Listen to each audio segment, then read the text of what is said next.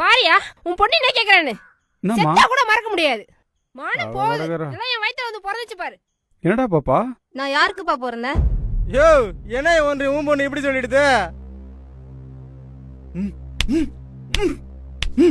கண்ணும் புளிச்சுக்கும் புளிச்சு.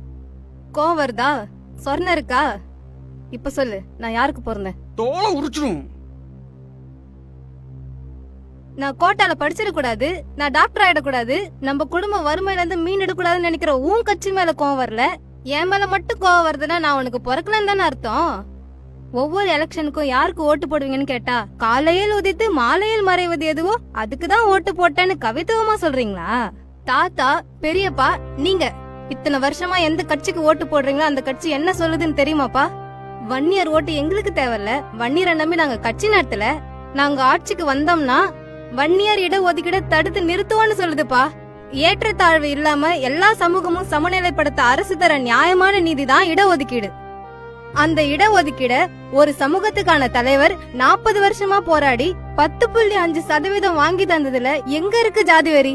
அதுவும் 2021 தேர்தல் முடிஞ்சதுக்கு அப்புறம் எல்லா சமூகத்துக்கான இடஒதுக்கீட வாங்கி தர போராடுவேன்னு சொல்றதுக்கு பேரு ஜாதி வெறியா? மக்கள் தொகை கணக்கெடுப்பு எடுத்தா சாதி கலவரம் வரும், எடுக்காதீங்கன்னு எதிர்க்கிறீங்க. இடஒதுக்கீடு கொடுத்தா ஏன் மக்கள் தொகை கணக்கெடுப்பு நடத்தலன்னு கேக்குறீங்க. அப்பா, தமிழ்நாட்டுல 18 லட்சம் கவர்மெண்ட் வேலை இருக்கு. அதுல வன்னியர்களுக்கு 50,000ல இருந்து 60,000 வரைக்கும் தான் சேர முடியும். இந்த 10.5% நடைமுறைப்படுத்தினா கிட்டத்தட்ட 2 லட்சம் பேருக்கு வேலை கிடைக்கும்.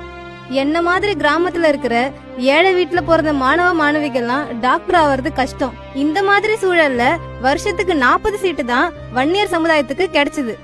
இந்த இடஒதுக்கீட்டால வருஷத்துக்கு 600 பேர் டாக்டர் ஆகலாம்ப்பா. என் கட்சியில இருக்க வன்னியர் எல்லாம் முட்டாள் முட்டாள் நெத்தில முத்திர குத்தி குத்தி ஓட்டு கேக்குறது ஏன்பா உங்கள மாதிரி ஆளுங்களுக்கு எல்லாம் புரிய மாட்டுது?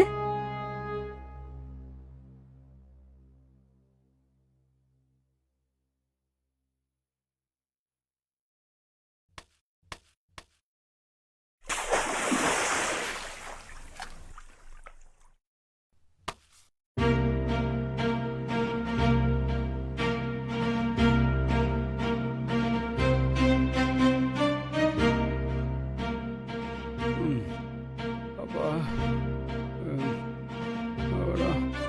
முருகா, என்னப்பா ஆச்சு? முடியலம்மா.